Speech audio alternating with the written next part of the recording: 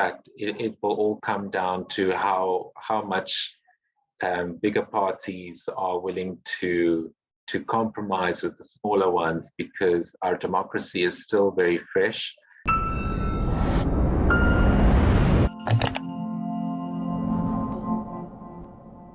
Can multi-party coalitions turn South Africa's cities around after years of abuse and neglect? This is a question that we at the Centre for Risk Analysis considered in a recent exclusive client webinar. What follows is a short extract from this webinar. Enjoy.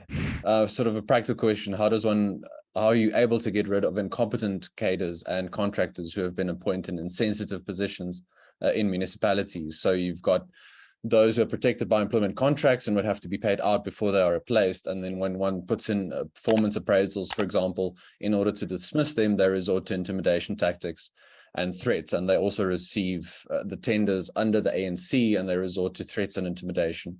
So a very practical issue there to be solved. Marius, maybe let's go to you first.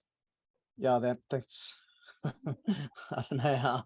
I think that's a tricky issue, and I think that's one of the risks that's coalitions are going to face, or probably if the ANCs are voted out at a national level. I think I personally think that the ANC will probably leave power peacefully if they had to lose the national election, but I think we probably would see kind of a lot of dirty tricks. I think what's happening in Umgeni and KwaZulu-Natal, which was recently won by the DA in last year's local government elections, is a good example of where it seems pretty clear that ANC officials and so on are working to undermine the municipality. We've also seen, I think what would also be likely is that at a national level, even if it's governed by an opposition coalition, the province is still governed by ANC governments, and we'll see a lot of friction from that. So, yeah, I think that's something that's, yeah, that's also not something you can answer just in 2 sentences. I think that's something that's going to it's going to be a tough thing to look at, and it's I think it also comes down to issues of cadre deployment, which actually relates to what Harry was speaking about too. I think we can talk about appointments of merits while also dealing with the legacy of the past. A big problem with a lot of the skills decline in South Africa is not to do with the race of the people. I think it's a lot to do with the political affiliation of people who get appointed to a lot of positions. And you have to be, a member of a certain party to get appointed to a position, maybe not have the correct skills. And I think that's something and I think Harry did point that out with political affiliations often looked at with appointing people to skilled positions. And that's definitely something we're going to have to look at into the future. And I think even the ANC itself is realizing that cadre deployment is actually a terrible policy and has done quite a lot of damage to South Africa since it was implemented, I think in 1997, I think it was. Harry, I'm not sure if you had anything to add on that one, but let's make sure we cover the rest of the questions in the chat. A few from Paul, so I'll put these maybe in one. Thank you very much, Paul, for these questions. The importance of oversight, and maybe as ANC percentage in municipalities decreases and the DA increases, will independent parties play the oversight role as opposition, who will actively take over that role? Maybe there's a space there for ratepayers and resident involvement. Of course, this won't be changed overnight, but I think that idea of oversight is quite important. And then just adding to that as well, Marius, if you had some examples, which country or countries not classified necessarily as first world will set an example for SA for coalition politics?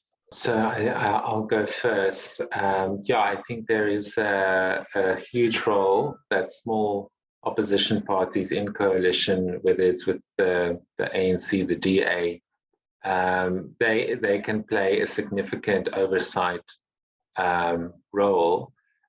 These parties are essentially handed a lot of power if they if the bigger party depends on that 1 or 2% for the majority that they need to govern. So I think if handled correctly, coalitions can actually hold different political parties or dominant political parties to account. But it will all come down to how much bigger parties are willing to compromise with the smaller ones, because our democracy is still very fresh, and these coalition governments that we're now forming is a very new concept, and parties such as the ANC and the DA might be a little bit stubborn in the beginning. But yeah, I think in the Western Cape, at least, the DA has shown to be willing to compromise on some extent with smaller parties. But yeah, that's what I will add to that. I don't know if Maurice has anything else to add, or you, Chris. No, that's a good question from where we can learn from. I think actually a place we could learn from again is India. In the 1990s, coalition came together and did actually kick the Congress Party out for a while. I think for most of the 1990s, or from about 93 or so, India was governed by a non-Congress coalition. And I think it just comes down to ensuring that that there's agreement amongst coalition partners. I think we don't even have to look abroad to see where coalitions have worked well. I think Cape Town in 2006, when it was governed by, I think it was a 6 or 7 party coalition, and Helen Zille and the DA was a good example of that. But when it comes down to coalitions, there has to be some kinds of commonalities between the parties. For example, if an opposition coalition does come to power, it's not going to be enough for it to just want to get the ANC out. There's going to have to be some kinds of agreements on certain ideological issues, say such as the free market or non-racialism. And I think that's why the coalitions between the DA and the EFF, I mean, they weren't really coalitions, more like confidence and supply agreements, but those didn't work very well. And we've seen that the DA is now very wary of working with the EFF. And I think simply because there's such ideological differences between the two parties. I mean, as I say, they on issues such as the free market and non-racialism, they have completely diametrically opposed views. So that's something we're going to, that coalitions, I mean, this isn't just a South African phenomenon. Coalitions that have worked abroad are ones where there are kind of broad agreements between the coalition partners on, broad ideological issues. Of course, you don't have to agree on everything and don't have to agree on finer points, but they have to agree on the kind of broad direction that they want to take the country, or the whatever the kind of entities that they're governing forward. So I think that's, and as I say, that's South African politics and South African political parties are going to have to mature pretty quickly, I think, for that to become a reality in this country. Thanks. And then our final question, again from Paul, to wrap up now in our last 2 minutes, to ask both of you this idea of subsidiarity and devolution maybe of powers. So Paul asks, do we go back to the ward level to rebuild our given city? This makes sense if you explain that residents and ratepayers will only get involved in neighborhood level. So maybe there's an idea of ground up change versus waiting maybe for change coming from a change in national government or provincial government. Maybe Gerrie, to you first. I think a lot of South Africans are waking up to the fact that they can't sit around and wait for national government to save them.